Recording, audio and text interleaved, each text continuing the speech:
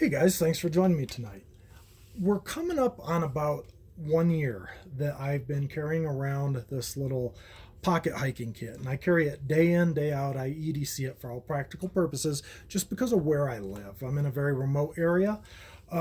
We've had avalanches, we've had, flood threat. We've just because of where I'm at, it makes sense to have a little bit of minimal gear on me day in, day out. So I do keep this normally in my pocket. Sometimes, I may have it in a coat pocket or something like that, but normally I have it with me. I wanted to just go ahead and show you what I'm rolling with nowadays. I've replaced a couple of items over the last year. It is what it is. There were a few things where it just made sense to replace them, and then I had it out this evening, and I was kind of taking duct tape and that sort of thing out, and I would replace that. The glue was kind of getting all over from riding around in my pocket and whatever.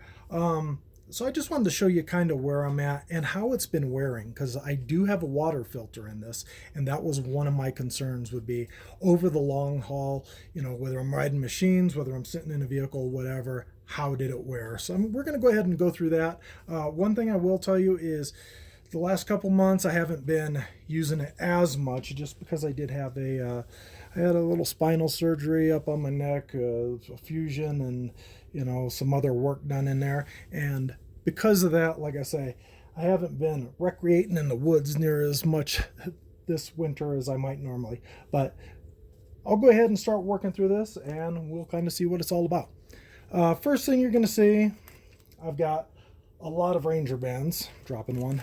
Guys, keep a lot of Ranger bands on these things for the simple fact, they break pretty easily. And, I don't mind having plenty on there. For the most part, they tend to, protect my gear. If you don't like having stuff, on the outside of your kit, by all means, don't do it. But to me, it's worth, the eyesore of having it makes it worthwhile, because I do have some very practical kit with me that some people don't get a chance to carry. I'm going to take a few things off here that I normally keep on the outside of my kit, and then we'll start working our way into it. One thing I'm doing is I'm setting aside a couple of bucks there, guys, that I keep in a kit. To me, it's important to keep a couple of dollars in a kit this size, and or with you in general. You never know when you're going to get a flat tire. If I need to buy a new tire, I'm going to need 200 bucks. So it makes sense to have a couple of bucks in there. Kind of use a little different assortment as far as I'm concerned. Some people say just use small denominations. No, I mean, for me, if I have a couple of more bucks, I can get a little more stuff, and I'm never going to regret it. If I don't have a 20 and I have to give somebody 50 for, whatever the case is, if it's something I need, to me, it's worth it. So like I say, if you want to go ahead and throw some 20s or 10s or 5s in there, that's cool. To me, it's like, I'll throw 20s are the smallest thing I'm really going to put in a kit that size. And if I got to part with it, I do. But for the most part, like I say, having a couple extra bucks, if you need it, is worth its weight in gold. One thing I'm going to be changing out soon, this right here is some bank line. I don't know exactly what I'm going to do about that.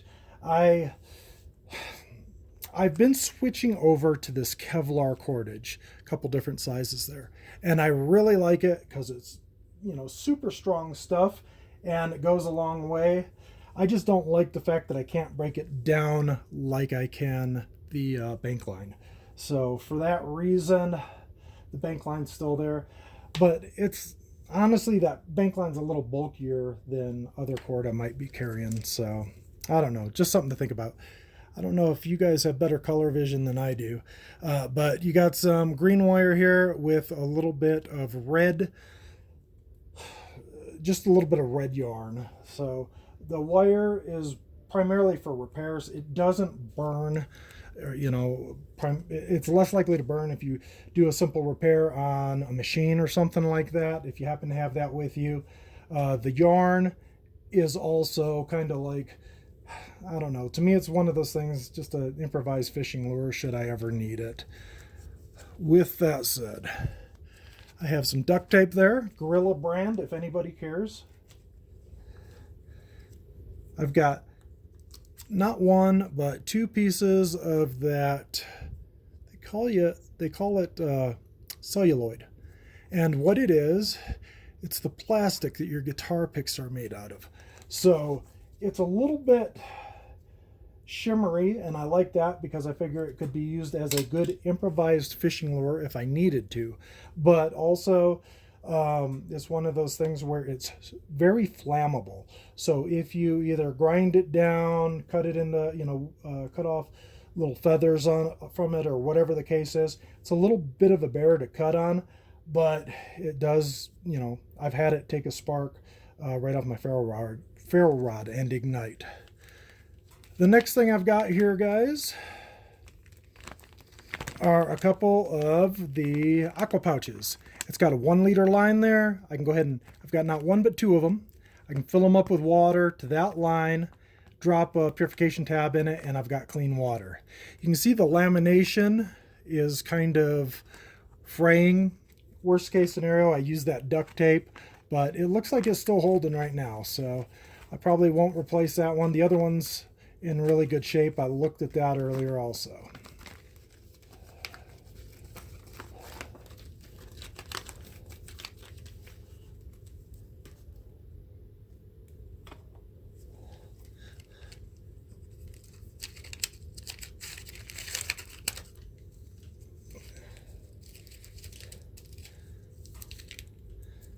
All right. So the next thing after that, I'll go ahead and open it up. At the top, you can see I've got not one, but two, if you can see them, sewing needles, as well as some purification tablets. These are Ketadine Micropure MP1s.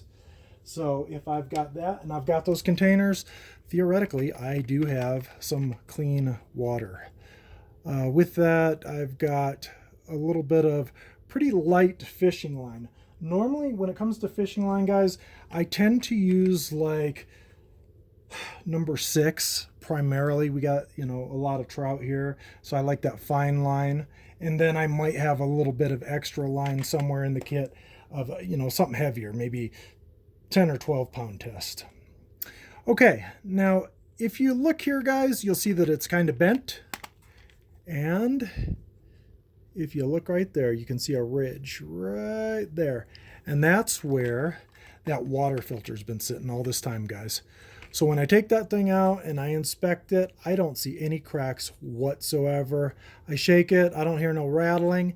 I think this water filter is just as good as the day I put it in. You would think that I would see some sort of split or something if it were problematic, but it seems to be holding great. So that was 90% of my concern when I originally put it in, was how well will that handle over the course of time. And it seems to be doing okay. It seems pretty protected. And like I say, while this is getting bent up and kind of forming to the way the filter is, the filter itself looks great. So that's that. Here's the straw that goes with the filter. And in that, I've just got a bunch more of the, I don't know what you're picking up and what you aren't on the camera. With that filter, I've got some more fishing line in there. So I'll throw that there. I've got a full-size spark rod.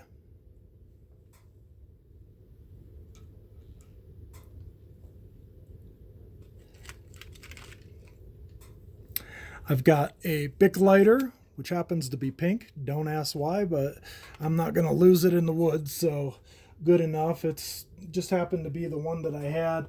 So normally I try and go with orange, pink, red, whatever, blue, something that I'm not going to lose if I drop it in the snow or if I drop it in the, in the woods somewhere.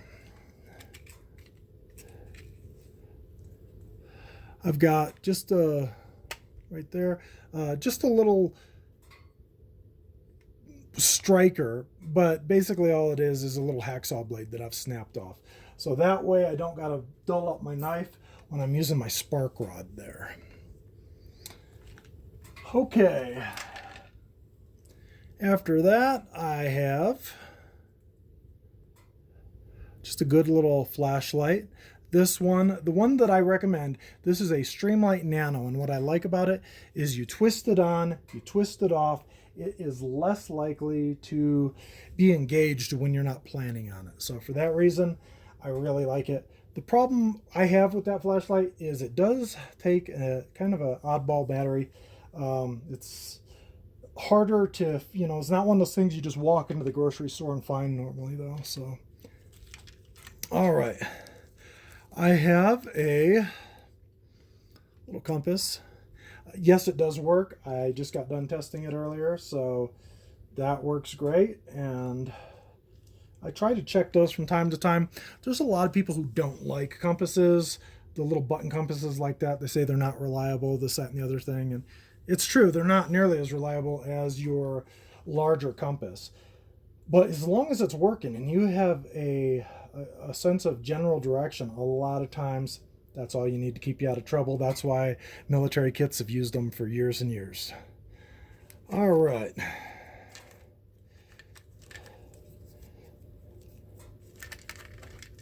I've got a lot of tinder here.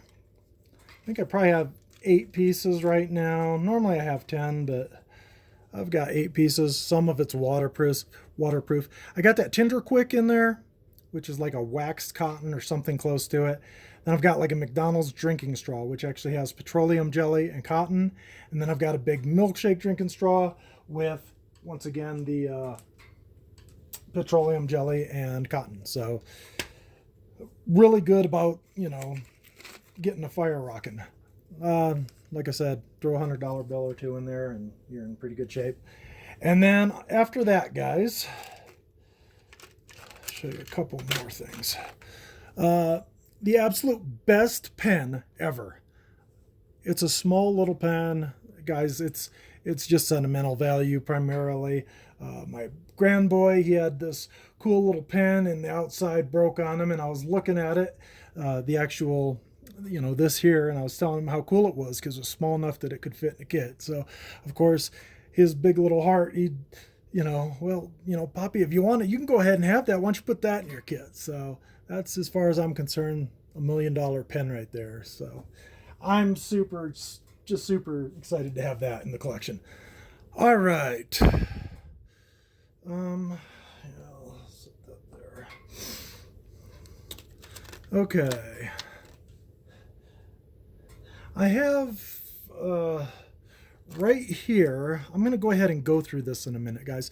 This is my fishing lures. I don't think I've been through a video yet where I showed you the lures that I use. I think it's kind of relevant. Some of you guys aren't into fishing. I'll just show you what I'm carrying, and if it makes sense, then cool. If not, then don't worry about it. And then I've got 30 assorted fishing hooks in this one. I'm getting ready to go through those lures here in a second. You can see what I'm talking. Oh, wait a minute. I got a little more. I do have some split shot in here. Kind of falling apart. Keep it in the tin foil. It's falling apart. But, you know, you can see the indentation there on kind of how that thing rides, that filter. But, I mean, that's the greatest addition to a kit I've seen. So I got this tin, obviously, at Sportsman's Warehouse. It's like what your gift cards come in and whatever. You can see it's beaten up. That's okay. It protects my filter, and I can keep a filter in that one. I can't keep it in a regular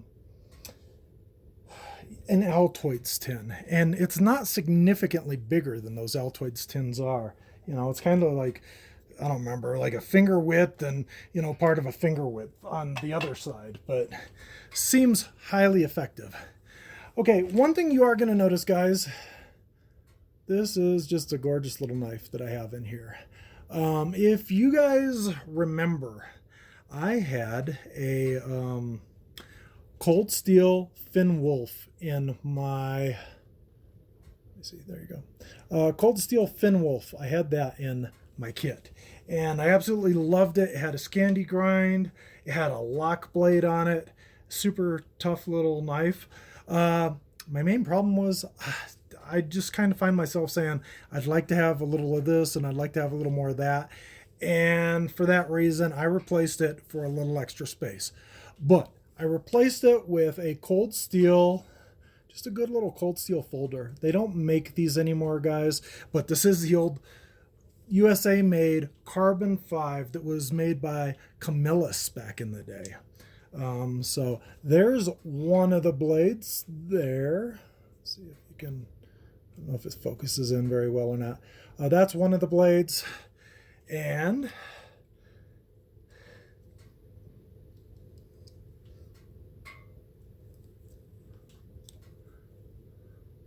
you can see there, it's got, you know, pretty good little snap going. This is the other one. It's made by Camillus, if I remember. I say, if I remember, and I could be wrong. I hope I'm not. I think Camillus used to make the old carbon 5 for cold steel. If I'm wrong, I apologize.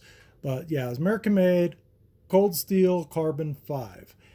This thing is just razor sharp. It will make fuzz sticks as well as the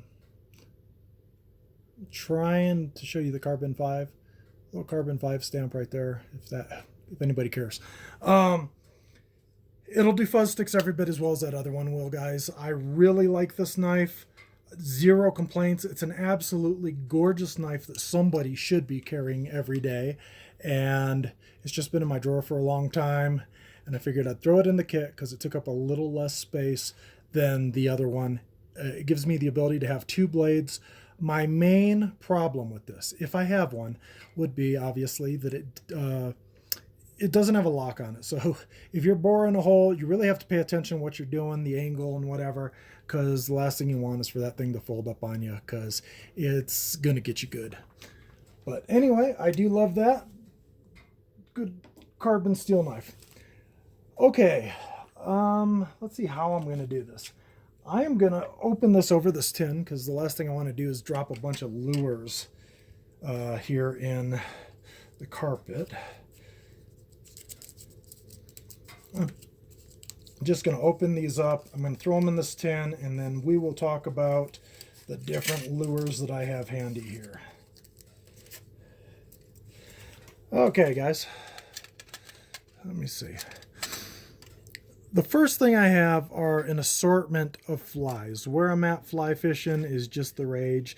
And what I like about flies, here you go. I don't know if that's going to show, if I need a different background. What I like about flies is that if you're fishing just a small pond or whatever, yeah, that one's probably not going to even show up, I think. If you're fishing small creeks and that sort of thing, these flies like this, they're just really natural, and for whatever reason, this might not have been the best idea. For whatever reason, guys, it just seems that the fish take to them. So for that reason, I try to keep, you know, at least a couple flies. I think right now I actually have, I think, if I remember correctly, I had 4 of them in here. I'll grab kind of my little assortment.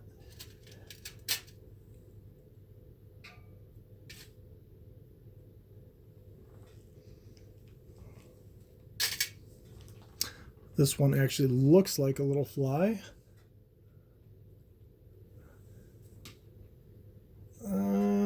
There you go. A little black fly there. I've got another one here. Now I'll tell you this, guys. This one kind of looks like a little bee or something. You're probably a lot better at picking flies than I am. My color vision isn't optimal, so therefore I kind of go with what I historically catch well with and hope for the best. So depending on your area and what you know, you can probably find something a whole lot better. But, you know, this is the stuff that I use. I do have a couple of little Pistol Petes here. Basically, they look like a fly, but they have a little propeller on them. That gives it a little bit of motion when it's going through the water. I've got not one, but 2 of them, a little bit different colors. But needless to say, those are great. I like them because they're still light like a fly. And, you know, you can kind of do some of the same stuff that you do with your fly in a pinch. And you can always take that little lure, I say little propeller off the front, get pretty good movement out of it. So, I say, basically treat it like it's a regular old fly. After that, I like Panther Martin and I like Mepps lures, guys. This happens to be one of my favorites. It's Panther Martin. It's got the gold with the yellow and black body. Black body primarily with a little bit of a couple yellow spots. That's good. If you're going to use these, especially like where I'm at, we have a lot of creeks and that sort of thing. What you really want is just the smallest stuff you can get, or at least that's what I've had the best luck on. And then after that, I've got 2 Castmasters in here, 1 silver, 1 gold. All my lures are basically stuff where I've been trying to keep things, super light. I say light, super small, just because, a lot of times you're either fishing small trout ponds or you'd be fishing small creeks, and it just makes sense. I'm also going to go ahead right now, if it's relevant to you, it's probably not. I had this set aside. It's just a little small rubber worm I'm going to go ahead and throw in there because it takes up like 0 space, and yeah, why not? So that's my entire kit, guys. I hope you like it. If there's, I don't know, if you have any comments, suggestions, whatever, feel free to go ahead and let me know what you're thinking. Thank you so much for visiting with me. Like I say, my main thing here was making sure that stuff was wearing good. That filter in particular seems to be going great. I can go another year without any problems with this stuff. Guys, thank you so much for joining me tonight. Please hit the like button, subscribe if you're enjoying these videos. Thank you for all the encouragement and hanging out with me. You guys have a good night. Bye-bye.